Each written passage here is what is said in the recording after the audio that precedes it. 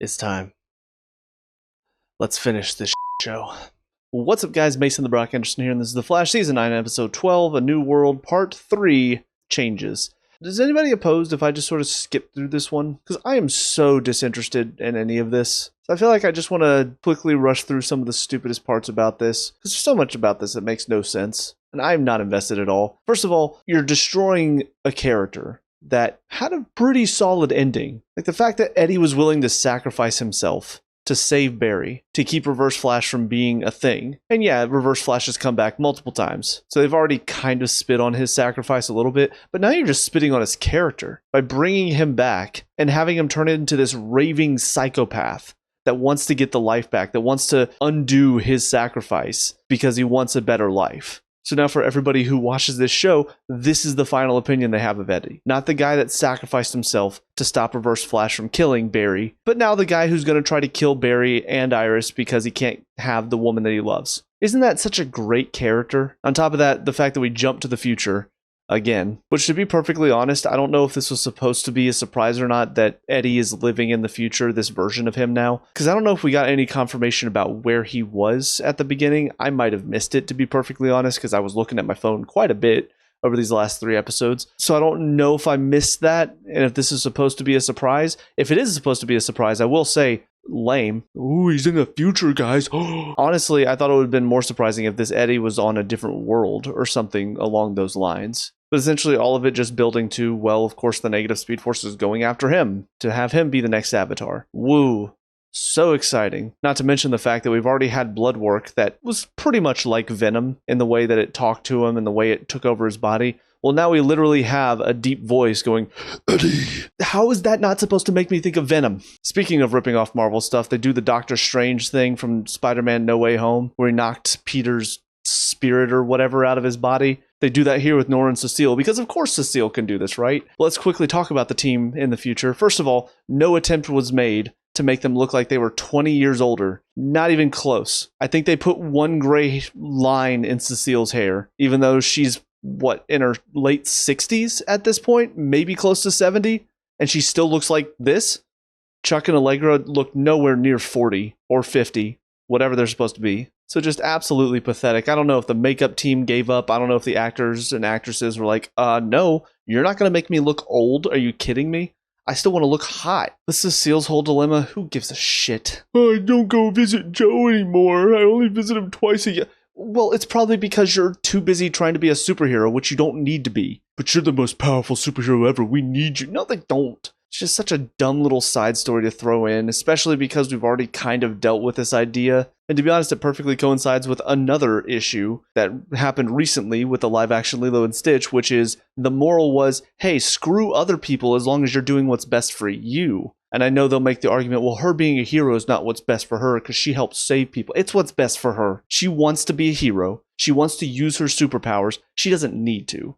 There are plenty of other superheroes that are doing just fine without her. I don't care if they say she's the most powerful meta ever. There are other people that can be doing this job. You are in your late 60s possibly. I don't know her exact age in 2049. You can retire and go live with your family and go be there for your family, not see them twice a year. Such a bullshit argument. I think those are the main points to hit in this episode. I will say Eddie's acting is real bad. I don't remember him being bad or good in the first season, but so much about him in this one is not convincing. Feels like he's just reading off a teleprompter behind the actress that's across from him. And I will also say I hope there is at least some explanation as far as why Barry keeps transporting between time.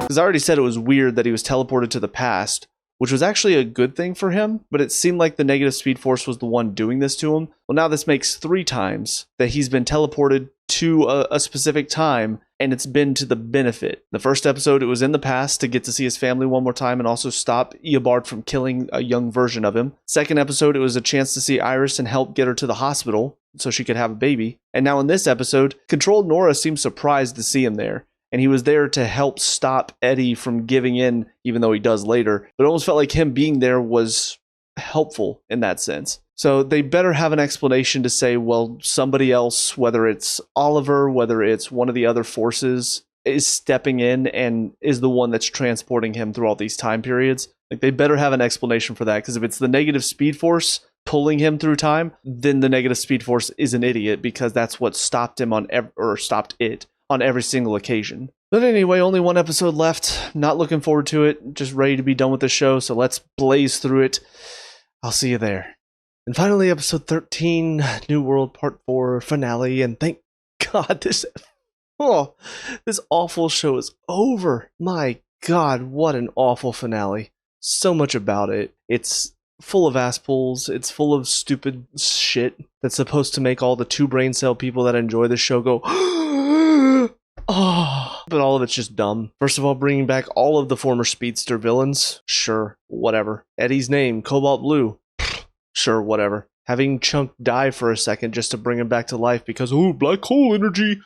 Sure, whatever. Cecile flies now? She flies now. Nora gets the Iris death from Savitar, except she vibrates her body so it doesn't go through her. Ooh, sure, whatever. Nora coming back from the future again, and also seeing her younger self. Sure, whatever. Jay Garrick randomly showing up to help Barry and he can suddenly take away Cobalt Blue's speed. Sure, whatever. Barry giving one final impassioned speech to Cobalt Blue and having him turn around and decide to get rid of the negative speed force. Sure, whatever. What even happens to him at the end, by the way? Do we even know? Just disappears? Is he done? Just gonna hang out in the negative speed force but not be evil? The fact that they set up the idea of Barry managing to turn it around and convince Eddie to not be evil is impossible. Yeah, okay. Let me write a story where my main character, his whole goal is to jump over this extremely wide chasm. It's a whole inch wide. It's impossible for him to jump over. Let's see if he can do it. Although I guess now that I'm thinking about it, it's more so I have my main character decide he's going to jump over this wide chasm that's 100 miles wide, but then give him the ability to close the chasm because he just has those powers randomly. He could snap his fingers and make any opening close. Because that's essentially what it is. It's the writer saying, hey guys, this is impossible. But really it's possible because you make it possible as the writers. You make Eddie willing to listen when he hasn't been willing to listen throughout these past 2 episodes. But now all of a sudden he is, because it's time for the finale, which means it's going to work this time, even though it didn't work last time. Make it make sense. And then did anybody give a shit during the epilogue? Keone's going to go with Wells now because sure, she's going to go guard the earth or whatever, or nature. Who gives a shit? Iris finally has her kid. Everybody's there at the, baby shower, celebration? I don't know. But everybody's there, including Jay Garrick and the Speed Force, because Keone leaves, and that brings back Caitlin. Okay. Well, I guess we're just doing whatever we want now, huh? Writing whatever shit we want? Surprised, honestly, that they didn't say, oh yeah, this also brought Killer Frost back too, because why not? Let's just not kill off anybody. Let's just have everybody have their happy ending, guys. Isn't this just so... We're going to bring back everyone somehow, because that's what we want to do on The Flash. We don't want any sadness. And Joe proposes to Cecile. They weren't married? Seriously? That has to be a lie. It just seems so pointless and out of nowhere, too. Like, everybody else is having their moment. Chunk finds out apparently he has powers or something, although that's not really much for Allegra, but Caitlin comes back. Iris and Barry obviously have Nora. So like, well, we gotta give Cecile something. Wait, did she and Joe ever actually get married? Let's do that. Let's give Cecile something. We can't leave Cecile out because she's the most powerful meta in the world. In the universe. Not to mention all of the acting and the writing for most of these scenes too. The fight scenes were already bad enough, like when Nora stabs Savitar in the back and just has this really goofy Disney Channel look. She's like, Shway. She might as well have started drawing the Mickey ears. Like that's how bad the acting was. Cecile's acting when she's up against Godspeed, not convincing at all. That's what I talk about, mind over matter. And then we wrap it all up with Barry apparently giving Speed Force to 3 random people who, as far as I know, we have not seen them until this final scene. I'm assuming this was just an off chance of like, maybe we can do a spin-off series with these 3 random speedsters. That's the only thing I can think of. Or maybe it's something that happens in the comics, like Barry gives some of his speed to 3 random people. I don't know. Those are the only 2 things I could think of. Trying to work up to a spin-off series or just copying something from the comics, because it doesn't lend itself to anything. You know, Barry talking about wanting to have other speedsters, sharing his speed with other people. What? How does that make any sense? Like the whole with great power comes great responsibility. I'm pretty sure you need to make sure that these people you're giving your power to are also going to use it responsibly.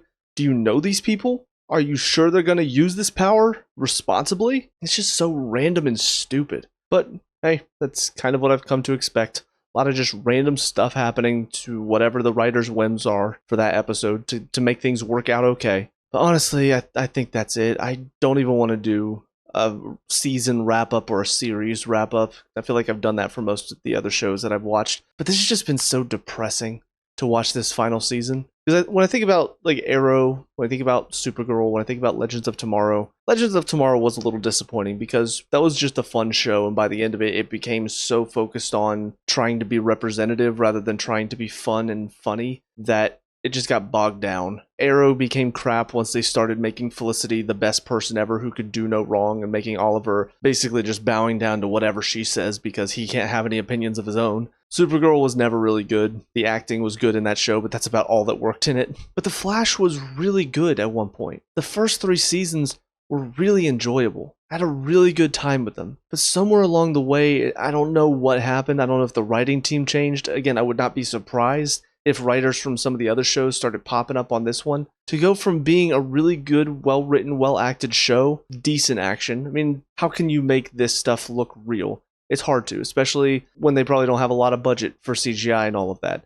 But they still made it work for what it was. They still found a way to make it enjoyable. By the end of it, it just felt like they decided, you know what, let's just make it look like a PS2 game. Who cares? Who's really watching this for the action? But the main thing is everybody just started acting like idiots. The writing decisions, the character decisions, it felt like there was no thought being put into it. So many things just started happening with no real explanation behind it other than, this is how it works now. This is what we're going to do now in this world. So many Deus Ex Machinas that saved the day in the end in almost every episode. It just felt like the care and the effort went away from the show. And that's why by the end of it, I just don't care. I don't really care about these characters. I don't care about any of the stories being told. They're not enjoyable. So again, I know I did this to myself. I know I could have just stopped watching after seasons, what was it, 5 or 6, whenever it started to get bad. But I just wanted to see. I wanted to see if there was anything good coming out of this. Again, I think that first episode of A New World, I thought it was okay. One decent episode this season. But honestly, if you just stopped watching after Crisis, it would probably be better. So take from that what you will, but those are my thoughts on these final 2 episodes. I am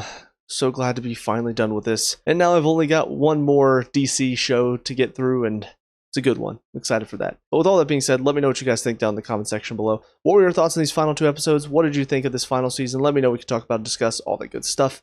Leave a like and subscribe for future Flash reviews. Also check out the channel. We have a lot of other reviews on here, so check those out if you have time. But until next time, I hope you guys have a great day. I'll talk to y'all later. Peace out.